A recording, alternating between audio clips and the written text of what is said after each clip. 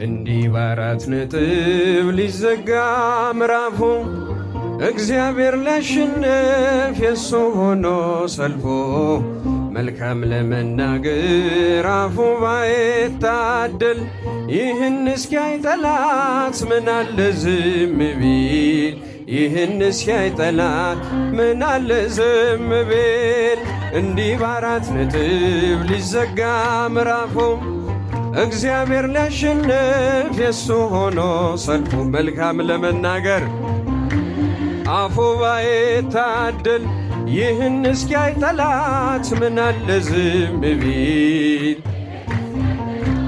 ምናለ ዝም ቢል መልካሙን ደብቆ ክፉን እያሳየኝ ይለኝ ነበር ጠላት እግዚአብሔር ዘገየ ግን ሁሉን በጊዜ ውብ አርጎ ሲሰራ አፍሯል ለዘላለም ድንቆት የሱ ሥራ አፍሯል ለዘላለም ድንቆት የሱ ሥራ እንዲህ በአራት ነጥብ ሊዘጋ ምዕራፉ እልል ይባላል ይጨበጨባል ይመሰገናል መልካም ለመናገር ይህን እስኪያይ ጠላት ይህን እስኪያይ ጠላት ምናለ ዝም ቢል በቃ ልጅ የለህም አትወልድም ሳራ ላይሰማህ እግዚአብሔር ቆመ ብትጣራ እያለ ጠላቴ መስሎት ያሸነፈ ይስሐቅ ተወለደ ያቀንም አለፈ ይስሐቅ ተወለደ ያቀንም አለፈ እንዲህ በአራት ነጥብ ሊዘጋ ምዕራፉ እግዚአብሔር ሊያሸንፍ የሱ ሆኖ ሰልፉ መልካም ለመናገር ይህን እስኪያይ ጠላት ይህን እስኪያይ ጠላት ምናለ ዝም ቢል በቃ ልጅ የለህም አትወልድም ሳራ ላይሰማህ እግዚአብሔር ቆመ ብትጣራ እያለ ጠላቴ መስሎት ያሸነፈ ይስሐቅ ተወለደ ያቀንም አለፈ ይስሐቅ ተወለደ ያቀንም አለፈ እንዲህ በአራት ነጥብ ሊዘጋ ምዕራፉ እግዚአብሔር ሊያሸንፍ የሱ ሆኖ ሰልፉ መልካም ለመናገር አፉ ባይታደል ይህን እስኪያይ ጠላት ሊያላችሁ አመስግኑ አጨብጭቡ ፍጻሜን ሳያይ ገና ከጅምሮ ጠላት በርሱ ግምት ብዙ መናገሩ አስበሎታል ቴቄል ተቀይሮ ስሙ ይዘገይ መስሎ ጌታ በመቅደሙ ይዘገይ መስሎ ጌታ በመቅደሙ እንዲህ በአራት ነጥብ ሊዘጋ ምዕራፉ እግዚአብሔር ሊያሸንፍ የሱ ሆኖ ሰልፉ መልካም ለመናገር ይህን እስኪያይ ጠላት ይህን እስኪያይ ጠላት ምናለ ዝም ቢል ድንጋይ ያሸከመን ውሃ ተሸከመ ለእኛ ቀን ወጣልን ለእርሱ ግን ጨለመ ገዳይ ቢዘገይም ሟች በመገስገሶ ፈረሰኛው ሞተ እስከነ ፈረሱ ፈረሰኛው ሞተ እስከነ ፈረሱ እንዲህ በአራት ነጥብ ሊዘጋ ምዕራፉ እግዚአብሔር ሊያሸንፍ የሱ ሆኖ ሰልፉ መልካም ለመናገር አፉ ባይታደል ይህን እስኪያይ ጠላት ምናለ ዝም ቢል ምናለ ዝም ቢል ቢመስልንም ሌቱ ፍጹም የማይነጋ ተቆልፎ የሚቀር በሩ እንደተዘጋ እሱን ተስፋ አድርገው ባመንክበት ጽና ቀናለው እግዚአብሔር ያደርግሃል ቀና ቀናለው እግዚአብሔር ያደርግሃል ቀና እንዲህ በአራት ነጥብ ሊዘጋ ምዕራፉ እግዚአብሔር ሊያሸንፍ የሱ ሆኖ ሰልፍ መልካም ለመናገር ይህን እስኪያይ ጠላት ይህንስ ያይ ጠላት ምን አለ ዝም ቢል ሰላም ሰላም ለኪ ማርያም ሰላም ለኪ ሰላም ማርያም ሰላም ለኪ የሕይወት መሰረት የፍጥረት አለኝታ ድንግል አደራሽን ሁኝልን መከታ ሰላም ለኪ ሰላም ሰላም ለኪ ማርያም ሰላም ለኪ እልል እልል እልል እልል እልል ማርያም ሰላም ለኪ በላሄ ስብዳን ብዙ ነፍሳት ፍቶ ያንቺን ስም ለጠራ ጠረኝ ውሃ ሰጥቶ ሰላም ለኪ ሰላም ሰላም ለኪ ማርያም ሰላም ለኪ እልል እልል እልል እልል እልል ማርያም ሰላም ለኪ ተማጽነንብሻል በአማላጅነትሽ ድንግሎ ያደራ አማልጅን ከልጅሽ ሰላም ለኪ ሰላም ሰላም ለኪ ማርያም ሰላም ለኪ ሰላም ማርያም ሰላም ለኪ እኛም ብንከተል በጎ ምግባርን በሰላም በጤና እንኖራለን ሰላም ለኪ ሰላም ሰላም ለኪ ማርያም ሰላም ለኪ ሰላም ማርያም ሰላም ለኪ እኛም ብንከተል በጎ ምግባርን በሰላም በጤና እንኖራለን ሰላም ለኪ ሰላም ሰላም ለኪ ማርያም ሰላም ለኪ ሰላም ማርያም ሰላም ለኪ ሕልምንም አልምም ታላቁን ራእይ መሰላል ተተክሎ ከምድር እስከ ሰማይ ሲወጡ ሲወርዶ መላእክት በርሷ ላይ እግዚአብሔርም ቆሞ ከላይ ከጫፏ ላይ ያዕቆብ ከቤርሳቤ ወደ ካራን ሲሄድ የለውም ነበረ አማካሪ ዘመድ ፀሐይ ጥልቃ ነበር ከራሱም በታች ድንጋይ ተንተራሰ የአባቶች አምላክ እኔ እግዚአብሔር ነኝ ይህን ምድር ለርስት እሰጥሃለሁኝ ዘርህ እንዳሸዋ በምድር ይዘራል በአራቱም ማዕዘን ሕዝብህም ይበዛል ያዕቆብ ከቤርሳቤ ወደ ካራን ሲሄድ የለውም ነበረ አማካሪ ዘመድ ፀሐይ ጥልቃ እልል እልል እልል እልል እልል እሱም በታች ድንጋይ ተንተራሰ አበው በምሳሌ እንደተናገሩት ከምድር እስከ ሰማይ አምላኬ ዘረጋት በላይዋ ተቀምጦ በግልጽ የታየባት የያዕቆብ መሰላል እመቤታችን ናት። ያዕቆብ ከቤርሳቤ ወደ ካራን ሲሄድ የለውም ነበረ አማካሪ ዘመድ ፀሐይ ጥልቃ ነበር ከራሱም በታች ድንጋይ ተንተራሰ ሰማይና ምድር የሚታረቁባት ወልደ እጓለ እመሕያው የተወለደባት መላእክት በሰማይ ባንዴ ዘምሮላት ታላቋ መሰላል እመቤታችን ናት። ያዕቆብ ከቤርሳቤ ወደ ካራን ሲሄድ የለውም ነበረ ፀሐይ ጥልቃ ነበር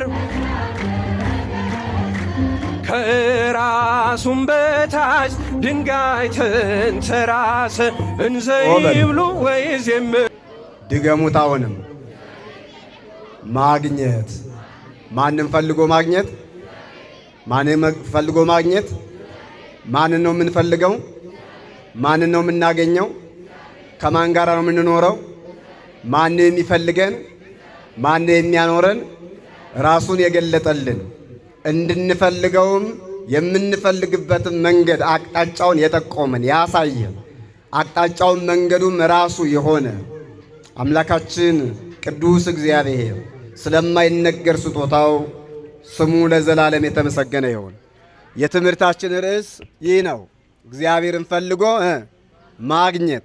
ለዚህ የትምህርታችን ርዕስ መነሻ የምናደርግ ይሰማችኋል አይደል? መነሻ የምናደርግለት የመጽሐፍ ቅዱስ ክፍል ትንቢተ ኢሳይያስ ምዕራፍ 55 ቁጥር 6 ላይ ያለውን ቃል ነው። በዚህ የመጽሐፍ ቅዱስ ክፍል ላይ እንዲህ የሚል ቃል እናገኛለን። እግዚአብሔር በሚገኝበት ጊዜ ፈልጉት፣ ቀርቦም ሳለ ጥሩት ይላል። እግዚአብሔር በሚገኝበት ጊዜ ምን በሉት? ፈልጉት። ቀርቦም ሳለ ደግሞ ጥሩት። ከዚያ ኃይለ ቃል ውስጥ እግዚአብሔርን ፈልጎ ማግኘት የሚል ርዕስ አወጣን ማለት ነው። የቃሉ ተናጋሪ ከአራቱ አበይተ ነቢያት አንዱ የሆነ ደረቅ ወንጌል የተባለ ትንቢትን የተናገረ ደግሞም የጻፈ በብሉይ ኪዳን ኖሮ ሆኖ በአዲስ ኪዳን የሚገለጠውን ነገር ከሁሉም በተለየ መልኩ አምልቶ አስፍቶ ስለጻፈ በብሉይ ኪዳን የነበረ የአዲስ ኪዳን ሐዋርያ፣ የአዲስ ኪዳን ነቢይ፣ የአዲስ ኪዳን ዮሐንስ ተብሎ በሊቃውንቱ የተተረጎመለት የተነገረለት ነቢይ እግዚአብሔር ኢሳይያስ ነው። የትምህርቱ መሠረታዊ ዓላማ በሕይወታችን ሁሉ የሚፈልገንን የሚወደንን እግዚአብሔርን ወደንና ፈልገን ማግኘት እንደሚገባን መግለጥ ነው። ነቢየ እግዚአብሔር ኢሳይያስ የስሙ ትርጓሜ መድኃኒት ማለት ነው። እስቲ መድኃኒት በሉ። ምን አልኳችሁ? ኢሳይያስ ማለት ምን ማለት ነው? መድኃኒት ማለት ነው። መድኃኒትነቱ እንደ ኢያሱና እንደ ሰሎሞን በአጭር ታጥቆ ዘገር ነቅንቆ ወይንም ደግሞ ዝናር ታጥቆ ጦር ሰብቆ ከጠላት ጋር ታግሎ ተሰላልፎ ተዋግቶ አሸንፎ ያይደለ እንደ ክርስቶስ ደግሞ ተጠልቶ ተገርፎ ተሰቅሎ በችንካር ተቸንክሮ ደሙን አፍስሶ ሥጋውን ቆርሶ ወደ መቃብር ወርዶ ያዳነ አይደለም። መድኃኒት መባሉ የሚያድን ቃለ እግዚአብሔርን ስላስተማረ ነው። ምን አልኳችሁ? ምን የሚል ቃለ እግዚአብሔርን? የሚያድን የሚፈውስ የሚጠግን የሚያጽናና ቃለ እግዚአብሔርን ሳይፈራ ስላስተማረ ስለሰበከ፣ አንድ ሁለተኛ ስለ አዲስ ኪዳኑ መድኃኒት፣ ስለ አዲስ ኪዳኑ አዳኝ፣ ስለ አዲስ ኪዳኑ ቤዛ፣ ስለ አዲስ ኪዳኑ ጌታ ለአዳኝነቱ ወደርና ምትክ ስለሌለው ለስለ ቤዛነቱ ወደርና ምትክ ስለሌለው ስለተወለደው ልጅ ስለተወለደው ሕፃን ስለተገለጠው አምላክ ስለ ድንቅ አድራጊው ጌታ አምልቶ አስፍቶ ስለተናገረ የመድኃኒትን ነገር አስቀድሞ ስለተናገረ ኢሳይያስ ማለት መድኃኒት ማለት ነው። የአባቶቻችን የቅዱሳን ስማቸው ከምግባራቸው ምግባራቸው ከስማቸው ተዋህዶ ተስማምቶ ለሚሰሟቸው ለሚከተሏቸው ሰው ድነትን ያሰጣል፣ መድኃኒት ይሆናል፣ አርአያ ይሆናል፣ አብነት ይሆናል። ስማቸው ከምግባራቸው ምግባራቸው ከስማቸው ያልተጣጣመላቸው ያልተዋሃደላቸው ግብራቸው ስማቸውን የቀደመ ወይም ደግሞ የዋጠ ያሸነፈ ክፉ ምግባራቸው ማለቴ ነው። ስማቸውንም ያጠፈዋል፣ ያጠለሸዋል። ይሁዳ ማለት ታማኝ ማለት ነው። አርዮስ ማለት ፀሐይ ማለት ነው። ሳጥናኤል ማለት ሊቀ መላእክት ማለት ነው። ሦስቱም የጠራውላችሁ ስም ያልጠራውላችሁም ሌሎች ስሞች ስማቸው በጎ ነው። ስማቸው ድንቅ ነው። ስማቸው መልካም ነው። ምግባራቸው ግን ስማቸውን አጠፋባቸው። ምግባራቸው ስማቸውን አጠለሸባቸው።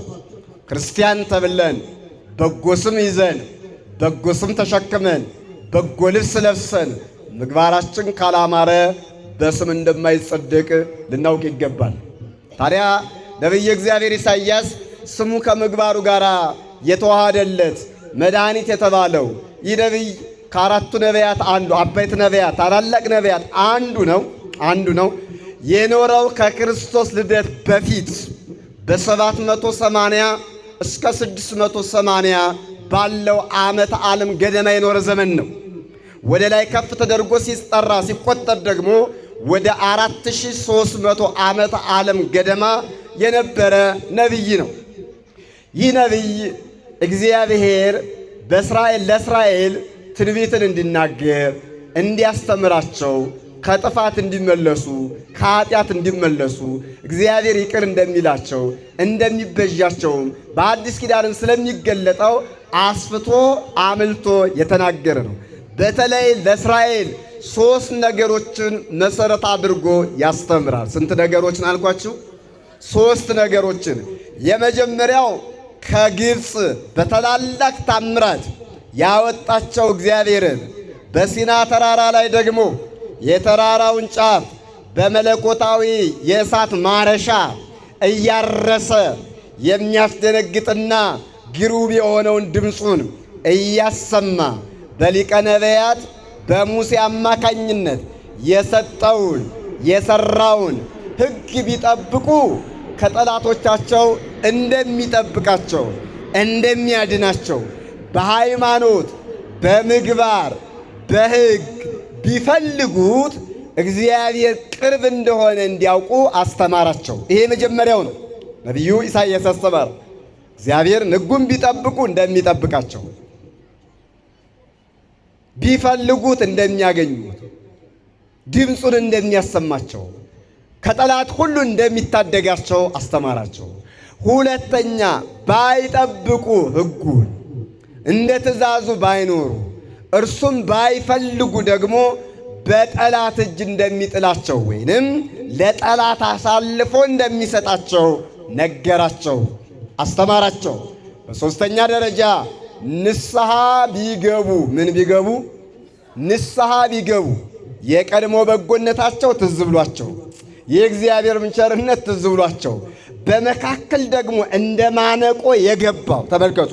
በመጀመሪያ የነበረው በጎነታቸው ትዝ ብሏቸው በመካከል ደግሞ ያስገቡት እንደ ማነቆ የሆነባቸው ኃጢአታቸው ደግሞ አጸጽቷቸው አሳዝኗቸው ከእግዚአብሔር ለየም ብለው አስቆጭቷቸው በንስሐ ቢመለሱ በምን ቢመለሱ?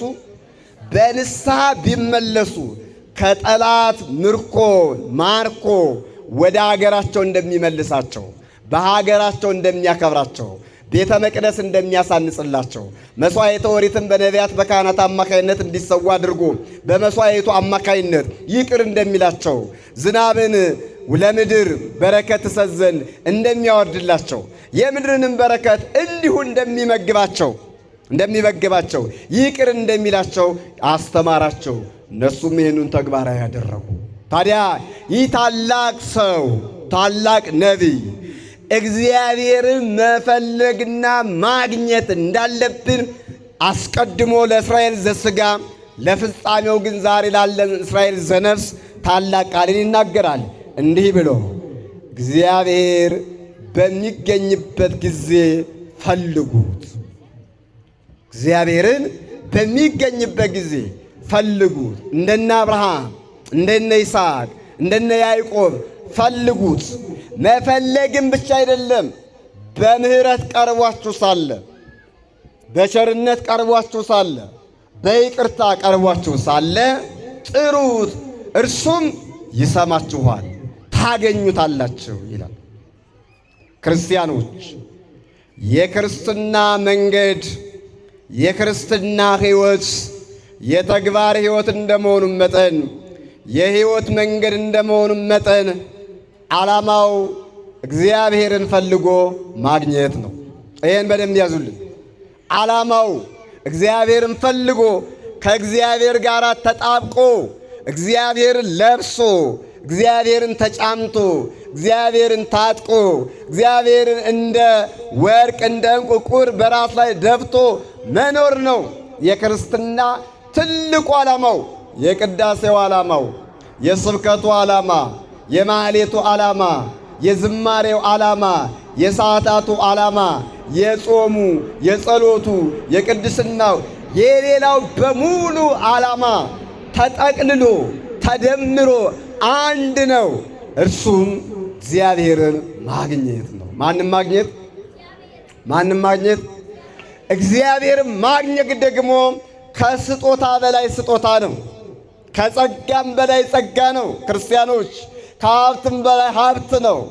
እግዚአብሔርን ያገኙ ሰዎች እግዚአብሔርን ፈልገው ፍለጋውን ተከትለው ከእግዚአብሔር ጋር ተጣብቀው የኖሩ ሰዎች ይሄኛውን ዓለም በዛኛው ዓለም ለውጠውታል። ጨለማውን ዓለም በብርሃን ለውጠውታል። ደካማውን ዓለም በብርታቱ ዓለም ቀይረውታል። ኃላፊውን ዓለም እስከ በማይባል ዘመን የሚኖረውን ዓለም ለውጠውታል። ድንግዝግዙን ዓለም፣ ዕውቀቱ ከፊል የሆነበት ዓለም፣ የኃጢአት ጨለማ የጸለጠነበትን ዓለም እግዚአብሔርን ፈልጎ በማግኘት ከእግዚአብሔር ጋር በመኖር ቅዱስ ጳውሎስ ቀድሞ እንደተናገረ ዛሬ በመስተዋት ውስጥ እንደሚያዩ ሰዎች ፊት ለፊት ያይደለ በድንግዝግዝ ውስጥ እንተያያለን፣ በድንግዝግዝ ውስጥ እናውቃለን። ከፊላችን ዕውቀታችን ከፊል ነው። ይህ ዓለም አንዴ እግዚአብሔርን የምናገኝበት፣ አንዴ እግዚአብሔርን የምናጣበት፣ አንዴ የምንደሰትበት፣ አንዴ ደግሞ ጥልቅ ሐዘን ውስጥ ጽኑ ሐዘን ውስጥ የምንገባበት ነው። ኋላ ግን ፊት ለፊት ሆነን እግዚአብሔርን እናየዋለን እንዳለ ሃይማኖት ክርስትና ሕይወት እግዚአብሔርን ፈልጎ ፊት ለፊት መገናኘት ነው። ፊት ለፊት መገናኘት ክርስቲያኖች እግዚአብሔር ተፈልጎ ሊያገኙት የሚገባ አምላክ ነው። የሚርቁት አምላክ አይደለም። ደግሞም ፈልገነው እንድናገኘው ፍቃዱ የሆነ ነው አምላክ እግዚአብሔር። የሩቅ አምላክ አይደለሁም፣ የቅርብ አምላክ ነኝ። ጨካኛ አምላክ አይደለሁም፣ መሐሪ አምላክ ነኝ፣ ይቅር ባይ አምላክ ነኝ ብሎ ራሱን የገለጠ በስነ ፍጥረት፣ ራሱን የገለጠ በመዓልትና በሌሊት፣ ራሱን የገለጠ በበጋና በክረምት፣ ራሱን የገለጠ ንፋሳትን በማመላለሱ፣ ማያትን በማፍሰሱ፣ ብርሃናትን በማብራቱ በማመላለሱ፣ መዓልትና ሌሊትን በጋና ክረምትን በማፈራረቁ እግዚአብሔርን ፈልገን እንድናገኘው የፈቀደበት ፍቃድን ነው፣ የሰጠን ስልጣን ነው። እንግዲያውስ እግዚአብሔርን በምን ፈልገን እናገኘው? ዛሬ እግዚአብሔርን ፈልገን የምናገኝበት ዕለት እንደሆነ ሁላችንም እናውቃለን። አብርሃም እግዚአብሔርን ፈልጎ ያገኘ ሰው ነው። በቤቱ ሳይቀር ያስተናገደ ሰው፣ የአብርሃም ታሪክ ክርስቲያን ዝም ብሎ የሚተረክ ታሪክ አይደለም። ዝም ብሎ የሚታለፍ ታሪክ አይደለም። የአብርሃም ታሪክ ለዛሬ ማንነታችን መሰረት የጣለ ሕይወት ነው። እግዚአብሔር እንዴት ፈልገን ማግኘት እንዳለብን በየትኛው ውጣ ውረድ ውስጥ ገብተን ወጥተን እግዚአብሔርን እንደምናገኘው የአብርሃም ሕይወት የአብርሃም ያቹ ጎጆ 4 ደጃት ያለባት ጎጆ ዶይ ሲወጡ ሲወርዱ እየተቀበለ የሚያበላባት የሚያጠጣባት እንግዳ ይቀበልባት የነበረችው ጎጆ ያንተን የሥጋን ጎጆ ይተረጉማል። ያንቺን የሥጋሽን ጎጆ ይመለከታል። 4 ደጃፍ መሆኗ ያንተን ያንቺን የኔን 4ቱ ባሪያተ ሥጋን ይመለከታል። አንድ ምግብ ማቅረቡ በአንድ ነፍስ በሕያዊት ነፍስ በነባቢት ነፍስ በልባዊት ነፍስ ጸንተን ኖረን እግዚአብሔርን ማግኘት እንዳለብን ይተረጉምልናል።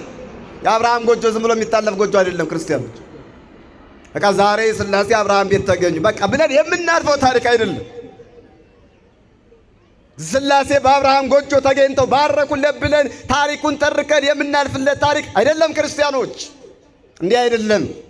አሁን ጉዳዩ ግራ የገባን ታሪክ ሰምተን እንሄዳለን። ታሪኩን ግን በእኛ ላይ መርገም አንፈልግም። ችግሩ ይሄ ነው። ሁላችን እኔ ከሌላ ሁላችን አገልጋዮችም ይቅርታ አድርጉልኝ ታሪክ እንሰማለን፣ ታሪክ እናውቃለን። በእኛ ላይ ታሪኩን መርገም ግን የለንም። ሃይማኖቱ የሚነግረን እርሱ ነው። የአብርሃም ታሪክ የሚነግረን ይህንን ነው። መጽሐፍ ቅዱስ የሚነግረን ይህንን ነው። ታሪክህን እወቅ፣ ታሪክን ተመራመረው፣ አግኘው፣ እወቀው፣ ተረዳው። በጎን ታሪክ ግን በራስ ላይ ምን አድርገው ተርጉመው ነው፣ አሳየው ነው፣ ግለጠው ነው። በአብርሃም ላይ የተገለጠው እግዚአብሔርን ፈልጎ የማግኘት መንገድ፣ በሳራ ላይ የተገለጠው እግዚአብሔርን ፈልጎ ማግኘት፣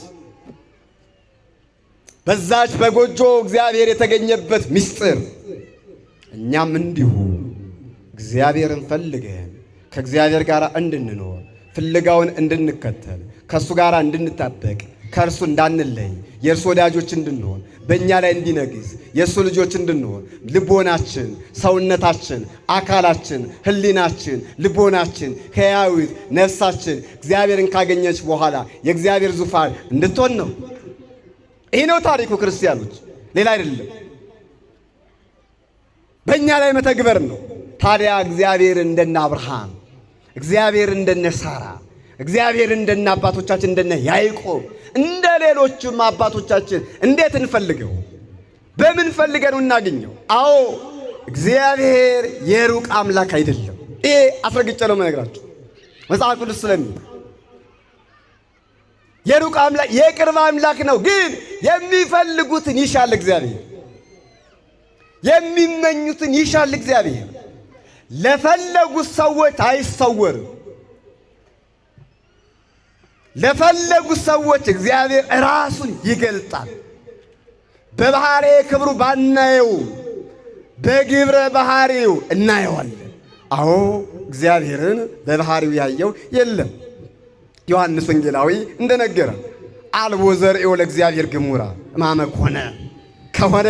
ከሆነ ጀምሮ እግዚአብሔርን አብን ወልድን መንፈስ ቅዱስን በባህሪ ክብራቸው ያያቸው የለም። አንድ ልጁ በአብ እቅፍ ያለ አንድ ልጁ እርሱ ታረከው ብሎ እንደተናገረው በግብረ ባህሪው እናገኘዋለን። በፍቅሩ እናገኘዋለን፣ ግብረ ባህሪው ነው። በቸርነቱ እናገኘዋለን፣ ግብረ ባህሪው ነው። በአባትነቱ እናገኘዋለን። ሕይወትን ሲሰጠን፣ ጤናን ሲሰጠን፣ ስብራታችንን ሲጠግን አሁን ዓለም አብዝታ ሊሰብረን የተዘጋጀችበት ጊዜ ነው። ክርስቲያኖች እኔ ነቢይም አይደለሁ ምንም አይደለሁ። መጽሐፍ ቅዱስ እንደሚለን ግን ክርስቲያኖች በዚህ ምድር ላይ ስትኖሩ፣ በዚህ ምድር ላይ ስንኖር ነጋችን የመከራ ነው። እያማረጥኩኝ አይደለም፣ መጽሐፍ ነው የሚለው። ክርስቲያን ከሆንክ ነገክ የመከራ ነው። ምክንያቱም ክርስቲያን ናንተ የምትኖረው በመከራ ዓለም ነው። የምትኖረው በአስቸጋሪው ዓለም ነው። ለአምላኳ ያራራች ዓለም ላይ ነው የምትኖረው። ለቅዱሳን ያራራች ያላዘነች ዓለም ላይ ነው የምትኖረው። በዚህ ጨካኝ በሆነችው ዓለም እየኖርኩ እግዚአብሔርን ፈልገን ካላገኘኑ ከእግዚአብሔር ጋር መጣበቅ ካልቻልን ክርስቲያኖች በእርግጠኝነት ወንጌል እንገራችሁ ከባህር የወጣ ዓሣ ከግንዱ የተለየ ቅርንጫፎች ነው። ከባህር የወጣ ዓሣ መተርጎም አይጠበቅብኝም።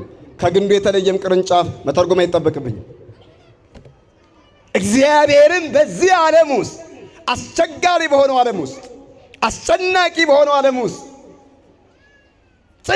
ጭንቅ በሚያሰይ መከራ ውስጥ እንደ አብርሃም ደግሞም እንደ ቅድስቲቱ እንደ ሳራ እንደ እናታችን ሳራ ሆነን በሥጋ ጎጇችን ውስጥ የምናስተናግደውና ፍለጋውን አግኝተን የምናገኘው ከሆነ እግዚአብሔር ከእኛ ጋር ይሆናል፣ እኛም ከእግዚአብሔር ጋር እንኖራለን።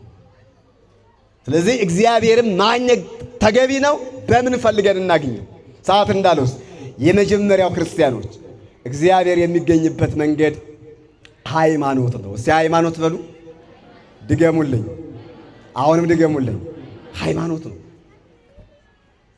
አለ ሃይማኖት እግዚአብሔር አይገኝም። አለ ሃይማኖት እግዚአብሔር አይፈለግም። መንገዱ ሃይማኖት ነው። ወደ እግዚአብሔር የመረሻ መንገዱ አብን የምናይበት፣ ወልድን የምናይበት፣ መንፈስ ቅዱስን የምናይበት፣ አብን የምናዋህድበት፣ ወልድን የምንዋህድበት፣ መንፈስ ቅዱስን የምንዋህድበት፣ የምድሩን ያይደለ የሰማያዊን ክብር የምንቀዳጅበት፣ ጨለማውን ድል የምናደርግበት፣ የተጋረደ በላያችን ላይ የተጋረደብን የኃጢአታችንን ብርድ ልብስ አውልቀን የምንጥልበት ክርስቲያኖች ከመላእክት ጋር አብረን ሆነን የምንዘምርበት ያ ድንቅ መንገድ አስቀድሞ እግዚአብሔር ራሱን ለመላእክት የገለጠበት መንገድ፣ መላእክትም እግዚአብሔርን ቅዱስ ቅዱስ ቅዱስ ብለው ያመሰገኑበት መንገድ፣ አዳም ከመበደሉ በፊት 7 ዓመት በገነት ሲያመሰገንበት የነበረበት መንገድ፣ ኋላም ከወረደ በኋላ ጸበለስም በልቶ ከወረደ በኋላ ምንም በጸበለስ መላ ምክንያት ኃጢአተኛ ቢሆንም እግዚአብሔርን ለማግኘት መስዋዕት እየሰዋ የደከመበት መንገድ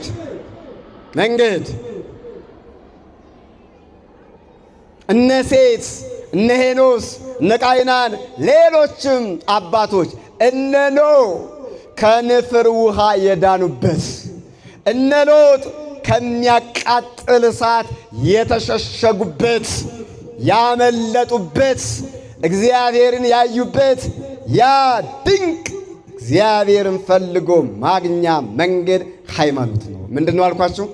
ሃይማኖት ነው። ቅዱስ ጳውሎስ ለዕብራውያን ክርስቲያኖች እንዲህ ይላል፣ ኢይትከሃል ያስምርዎ ለእግዚአብሔር ዘንበለ ሃይማኖት። እንዴት እንደምወደው ሃይማኖት አያስፈልግም ለሚሉ ደካሞች፣ ሃይማኖት ምንም አያደርግም ለሚሉት ደካሞች፣ መጽሐፉን እንደ ራሳቸው ለሚተረጉሙ የሚያጣምሙ ቅዱስ ጳውሎስ እንዲህ ይላል፣ አለ ሃይማኖት ይላል። እስቲ በሉ ያለ ሃይማኖት በሉ። ድገሙት፣ አሁንም ድገሙት። እግዚአብሔርን ደስ ማሰኘት አይቻልም። ምን አይባልም? ዓለምን ማንም ማስደሰት አይገርማችሁ? ብታበላ ብታጠጣ ሥጋ አልጎ አጥንት ገጦ እስኪታይ ድረስ ብትጾም ብትሰግድ ዓለም ላይ ያለውን ዕውቀት በሙሉ ብታውቅ ባለ ራእይ ነቢይ ብኮን ሙት የምታስነሳ ካህን ብኮን ዓለምን ድንቅ ያሰኘክ ደግ ብኮን ሃይማኖት ከሌለ ይላል ቅዱስ ጳውሎስ፣ ሙት ብታስነሳ ምጣት ብታሳይ ሰማያት እወጣለሁ ብለህ ብትሞክር ዓለም በሙሉ ቢሰግድልህ ቢረበረብልህ ሃይማኖት ከሌለ ምን ከሌለ? ድገሙልኝ ባካችሁ። ምን ከሌለ? እግዚአብሔርን አታገኘውም ይላል። ቀጥልና ዕብራውያን ምዕራፍ 11 ላይ ሲገባ በሃይማኖታቸው እግዚአብሔርን ፈልገው ያገኙ በማግኘታቸውም የተመሰገኑ የተመሰከረላቸው ጽድቅ ሆኖ የተቆጠረላቸውን እነ አብርሃምን፣ እነ ጌዴዎንን፣ እነ ባርቅን፣ እነ ዮፍታሔን ያነሳልሃል። ግባና አንብቡ። እነዚህ ሁሉ በሃይማኖታቸው ይላል። በምናቸው? ድገሙት ባካችሁ። በምናቸው? በሃይማኖታቸው የእግዚአብሔርን ፍለጋ ተከተሉት። እንዴት ደስ ይላል እናንተ!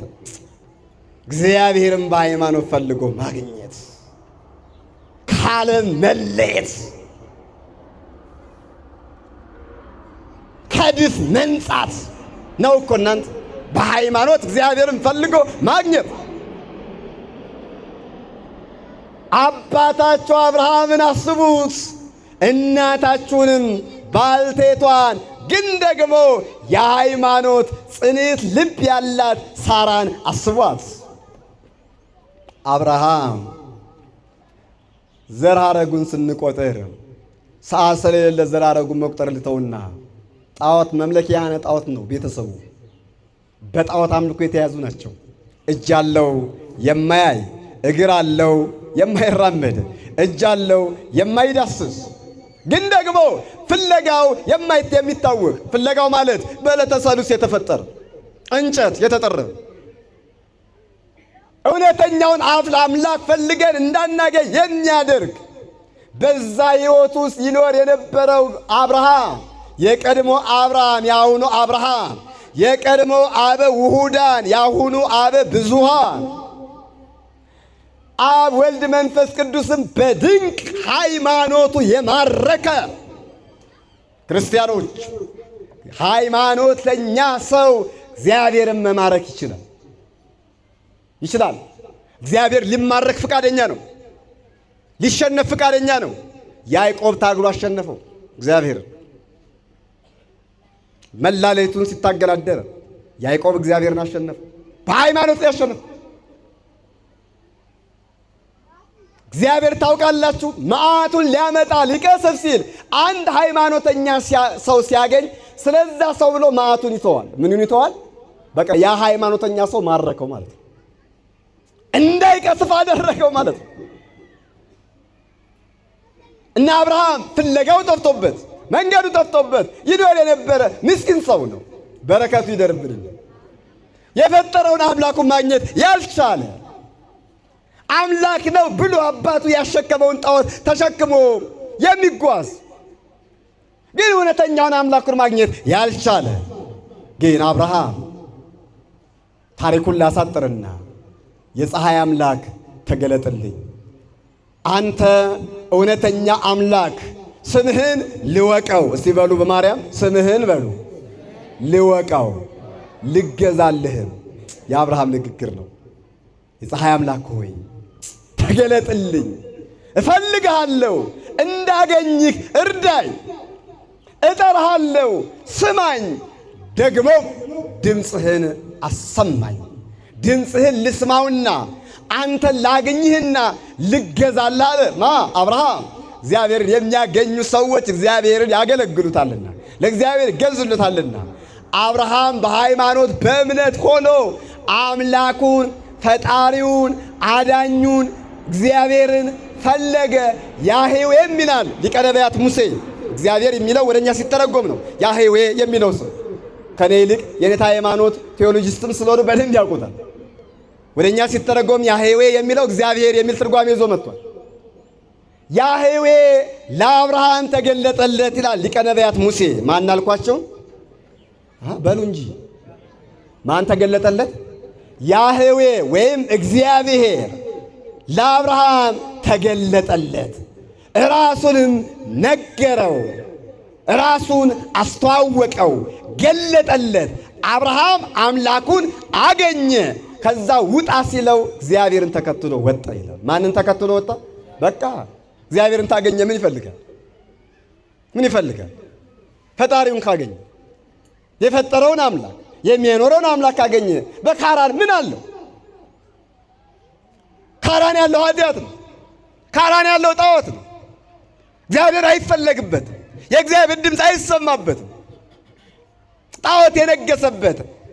ኃጢአት እንደ በጎ ሽልማት የሚታይበት ቦታ ነው።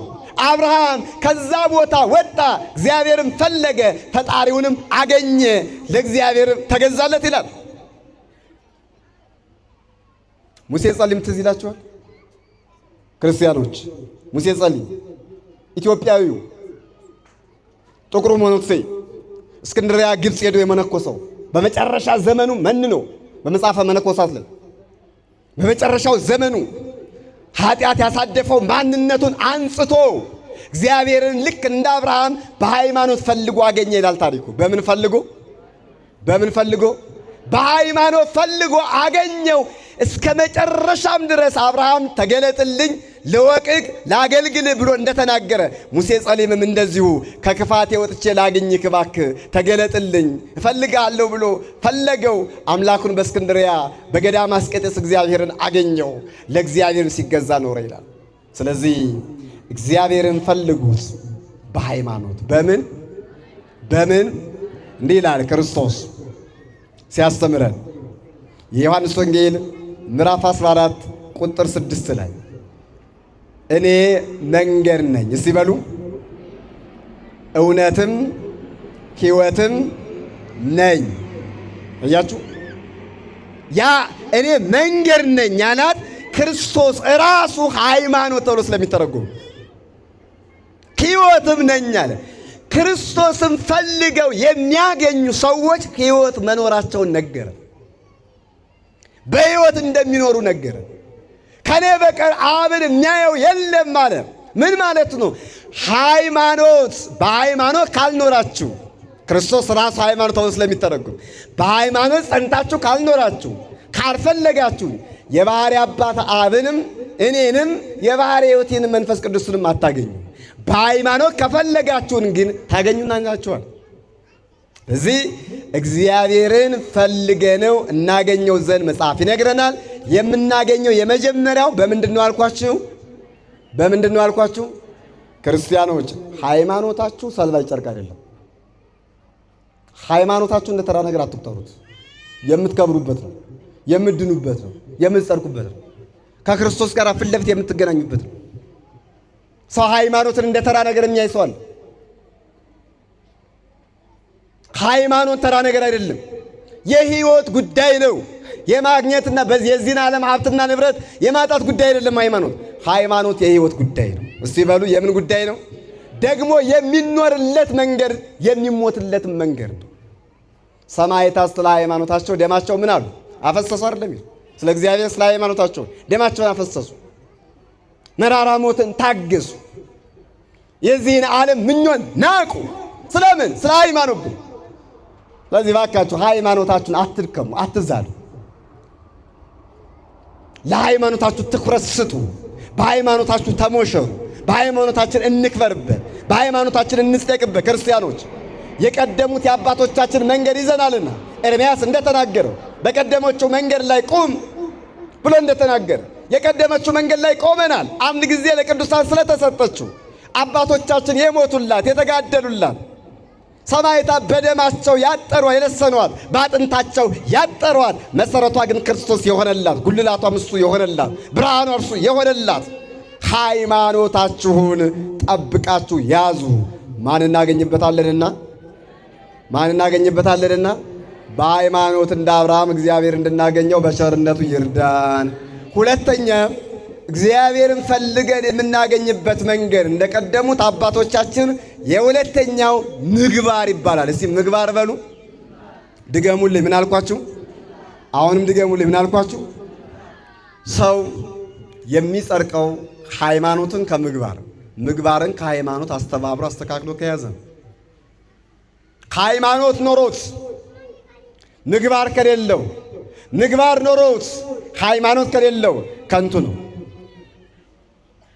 የቀደሙት እናቶቻችን የቀደሙት አባቶቻችን እግዚአብሔርን እስከ ማየት የደረሱት ፊት ለፊት ከእግዚአብሔር ጋር ቃል በቃል እስከ መነጋገር የደረሱት ክርስቲያኖች በሃይማኖታቸው ብቻ አይደለም በምግባራቸው ጭምር ነው። በምናቸው ጭምር ነው? እንግዲያውስ እንዲህ ነው። ሃይማኖት ጧፍ ነው። ሃይማኖት ብርሃን ነው። ምግባር ደግሞ ብርሃኑን የሚያቀጣጥል ዘይት ነው። እደግመዋለሁ። ሃይማኖት መብራት ነው። ሃይማኖት ጧፍ ነው። ሃይማኖት ሻማ ነው። ምግባር ደግሞ ጧፍ የሆነውን ሃይማኖት፣ ብርሃን መብራት የሆነውን ሃይማኖት የሚያቀጣጥል፣ እሳቱን የሚያበዛ፣ ብርሃኑን የሚያበዛ፣ ከፍ ከፍ የሚያደርግ ምንድን ነው? ዘይት ነው። አምስቱ ጠባባት ደናግል፣ አምስቱ ደግሞ ሰነፎች ደናግል ሴቶች፣ አምስቶቹ የተመሰገኑበት፣ አምስቶቹ የተወቀሱበት፣ ከበጉ አዳራሽ መግባት የተፈቀደላቸው፣ እነዛ ደግሞ ከበጉ አዳራሽ እንዳይገቡ የተከለከሉት ምግባር ከሃይማኖት፣ ሃይማኖት ከምግባር ስለሌላቸውና ስላላቸው። ደጉ አብርሃምን ተመልከቱ ክርስቲያኖች። ሃይማኖቱ ብቻ አላጸደቀውም። እደግመዋለሁ። ምኑ ብቻ አላጸደቀውም? ሃይማኖቱ ብቻ እግዚአብሔር እንዲያገኝ አልረዳው። አብርሃም ሃይማኖቱን በምግባር ገለጠ። በምን ገለጠ? በምን ገለጠ? በበጎ ምግባሩ ገለጠ። ከዛስ ምን አደረገ?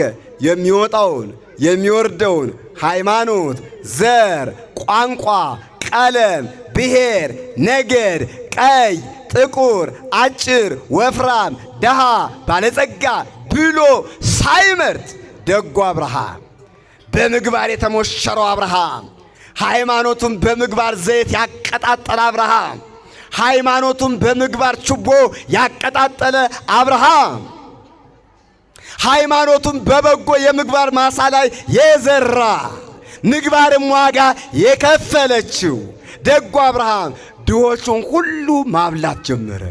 ድሆቹን ሁሉ ማጠጣት ጀመረ። የተራቆተውን ያለብሳል፣ እንግዳ ይቀበላል፣ እግር ያጥባል፣ ዝቅ ይላል። ከዛ በኋላ ምን አደረገ? በትሕትናውና በምግባሩ ሥላሴን በቤቱ አስተናገደ። ክርስቲያኖች እግዚአብሔርን በቤታችሁ ማስተናገድ ትፈልጋላችሁን?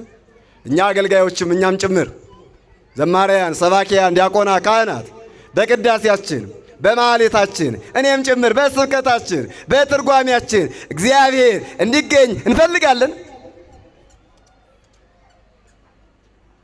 በመሥዋዕታችን መካከል እግዚአብሔር እንዲገኝ እንፈልጋለን። በዝማሬያችን ውስጥ የዝማሬያችን ጨው እንዲሆን፣ የንግግራችን ማሟሻ ጨው እንዲሆን፣ የክህነታችን መሪ እንዲሆን ሊቀ ካህናት ነውና ክርስቲያኖች በምጽዋታችሁ ውስጥ፣ በጸሎታችሁ ውስጥ፣ በስራችሁ፣ በትዳራችሁ እግዚአብሔር እንዲገኝ ትፈልጋላችሁ? እንግዲያውስ ምግባርን ያዙ። እንግዲያውስ ምግባርን እንያዝ። ዛሬ ክርስቲያኖች፣ ዛሬ የአባቶቻችን ልጆች ተብለን መጽሐፍ ቅዱስ ገብቶናል ብለን በክህነት መንገድ ላይ ሁላችንም ተራምደን እየተራመድን ሳለ ምግባርን አጥፍተናታል። የሚታይ ሀቅ ስለሆነ ነው የምነግራችሁ። ከቤተ መቅደስ ውስጥ ከናንተ እስከኛ ምግባር የለም። እግዚአብሔር አልተለወጠም። ያው እግዚአብሔር ነው። አብርሃም ቤት የተገለጠው ያው እግዚአብሔር ነው። እኔ እግዚአብሔር እኔ ነኝ አልለወጥም እንዳለ ዘመን አይለውጠው አይሽረውም። እግዚአብሔርን የሚያርቅ ክፉ ምግባራችን ነው። እግዚአብሔርን የሚያቀርብ በጎ ምግባራችን ነው። አብርሃም ከኛ የበለጠ ሰው አይደለም፣ እንደኛ ሰው ነው። በምግባሩ ግን በለጠ። እግዚአብሔርን ሳበው። ያዕቆብ እግዚአብሔርን የታገለው በምግባሩ ጭምር ነው እግዚአብሔርን ያገኘው። ሊቀ ነቢያት ሙሴ 575 ጊዜ ወነበቦ ተናግሮታል። እግዚአብሔር ድምፅ ሰምቷል። ምግባር ስለያዘ ነው። ከሁሉም በላይ ክርስቲያኖች፣ ከሁሉም በላይ አምላክን በድንግልና ጸንሳ በድንግልና ለመውለድ የታደለችው የሁላችን መመኪያ የሃይማኖታችን መሪ ሃይማኖተ አበው እንደተናገረላት፣ በሃይማኖተ አበው ሊቃውንት እንደተናገሩላት፣ ለሃይማኖታችን መሪ ሆነች ብለው እንደተናገሩላት፣ ለሃይማኖታችን መሪ የሆነችው ንጽሕት እመቤታችን ቅድስት ድንግል ማርያም በምግባር የተሞሸረች፣ በሃይማኖት የደመቀች፣ በሃይማኖቷ ላይ የምግባር ዘይትን ጨምራ ያቀጣጠለች፣ አብ ከሰማይ ዝቅ ብሎ ሲመለከት ከዓለም ሴቶች ሁሉ ብቸኛ ሆኖ ያገኛት ድንግል ማርያም በምግባሯ ነው። ስሟ ለዘላለም ይክበር ይመስገን።